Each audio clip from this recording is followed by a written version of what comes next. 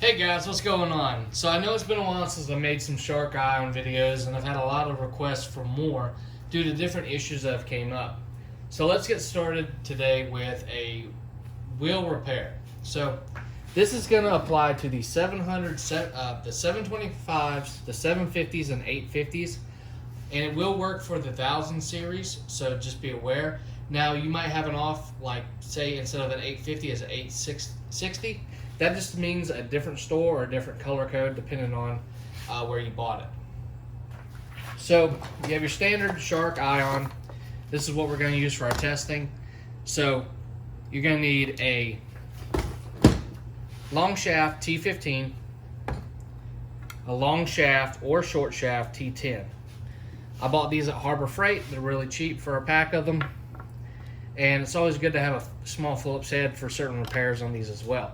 We're focusing on the wheel, so we won't need that, but you will also need something to get the pin out. I like these. These are from Harbor Freight. They're just wire cutters, but they have a small head on them that I can really grab a hold of the pin and pull it out. Needle nose work fine as well. I don't have my needle nose here with me today.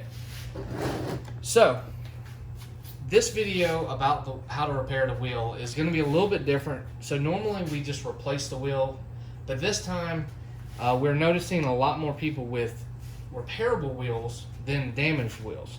They're catching them early enough now, thanks to our video, that you can actually fix it before the issue gets worse. So what happens is these wheels are not sealed, and if you have pets or kids, a wife, whatever, hair does eventually get in these and bind the gears up, which burns the motor up. Once the motor's burned up, you might as well replace the entire assembly, because by that time it's chewed up the gears and everything else. So here we have a right wheel. So the way that we determine which side the wheel is on, you'll have your Shark Ion flat, just like you normally would. You'll stand behind it.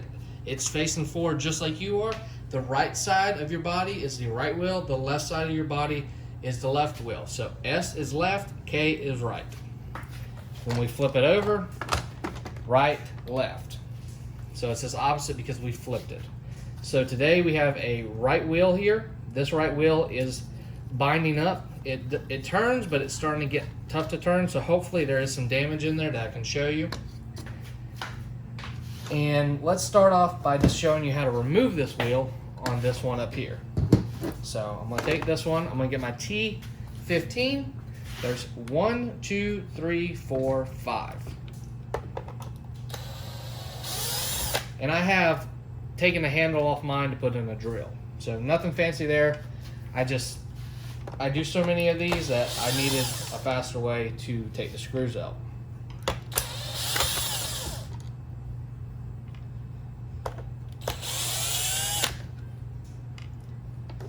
So 5 screws removed. That one sometimes will stick in, or one of the other ones. Now you're going to rock the wheel and wiggle it out. Now there is a 5-wire connector right here. You need to take a flathead or your finger. I'm going to use a flathead just for demonstration purposes. Hit this tab on the left side and pull it out. But you can also use your finger and then pull it. This wire will stay here. If you do break this, I do have these on my eBay store, Smitty's World. You can search it on eBay, and I will try to leave the link in the description below. So there's your wheel. That's what we're going to repair. Here's one that spins good. So it spins, a little bit of resistance, not much. Now if you have just used your robot, it will have more resistance due to current. So when they run, they heat up. There's still stored electricity in the motor. For some reason, they get a little bit bound up. So this one, as you can see, it doesn't want to spin. Again, the good one, it will spin just a little bit. So I'm going to go ahead and put this one back in. I dropped my screw. If you need screws with any of your orders, please comment, add a little note when you order, and I have plenty of replacement screws that I will provide for free. So let's set that to the side. Let's bring this one over. All right, Sorry for this video being so long. I just wanted to do an in-depth video on wheels alone. This process also is going to be the same for the left and right side. Now, these wheels are not interchangeable from model to model. The 700 and 725 had variants, and so did the 750, where the motors were built into the body and you had to remove the entire assembly, and they're different. So to get those apart, you have to take the top clamshell off and then take the motor out, and they're different all the way around. So this is going to pertain to 725, 750, 850, and 1000 series with the bottom removable wheels. Alright, so we're going to come in here, we're going to grab our wheel, lightly press down, and I leave the spring on for this part just so I can have a little tension. You're going to grab a hold of this pin as best as you can, and you're going to pull, and it's going to be a pain to get out. Mine's already been removed once, so it's a lot easier. But you will gar up the end of this pin, but that does not affect anything. Next, take and pull the spring off. Be careful, it is sharp. Set that to the side. Take your housing, put it over to the side. This is a good time, if you need to, slide your brush out, clean it up. A little soap water never hurt. Slide it back in, you're good to go. This is the housing. Now these do break where the pin is, so if yours has a broken wheel, you have to replace the whole wheel, because it's not worth just buying a motor or using your motor in a housing unless you already have one. More of these houses break because of people dropping them, dogs and stuff chewing on them.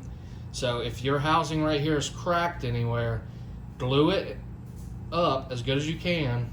Make sure it's gonna hold, and then put it back together, use it till it breaks, but you're gonna need a whole wheel assembly. Alright, now let's move on to actually figuring out why this wheel is so tight. So it's kind of hard to tell, but the motor, if you spin it back here, it doesn't feel too bad. It feels pretty good, not too tight. Let's go ahead and take off the 1, 2, 3, 4. These are T10. Now keep these separated because they are different from the other ones. And I do not carry a lot of these screws, so if you lose them, you'll be super gluing it together or something along those lines. Alright, so I believe it's been a minute since I took one of these apart and repaired it. I might need a bigger Phillips head in here, I can't remember. Just if I have to go real deep into it.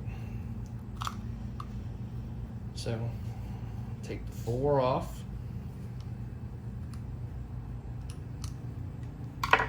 Pull it apart.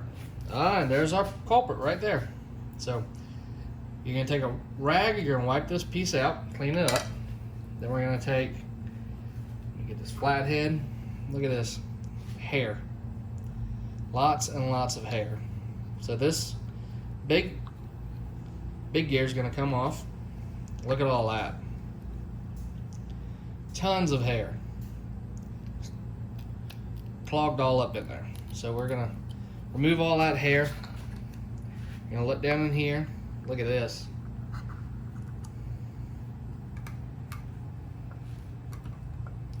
Big chunks of hair. There's a ton of it down here. Dust, hair, debris. I've seen rubber bands in wheels. Pretty much anything you can think of will actually get inside of these.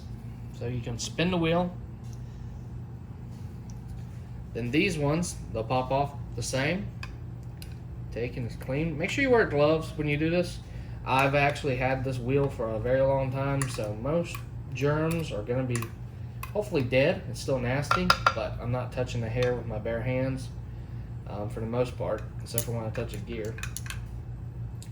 And then we will take, grab a rag or something, clean it up. I did not bring any rags outside, did I? I did not. All right. So we'll have to improvise. So I need to get this hair off of here.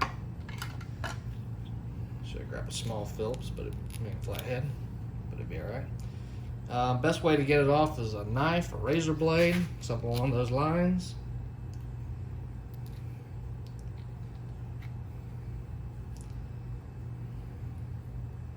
Also, if you have a dog that's vomited, it will clog these motors up too if it's rain over it.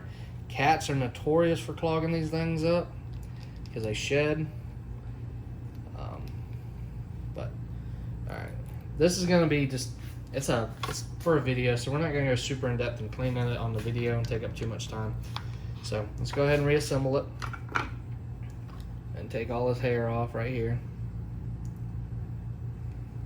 Look at that.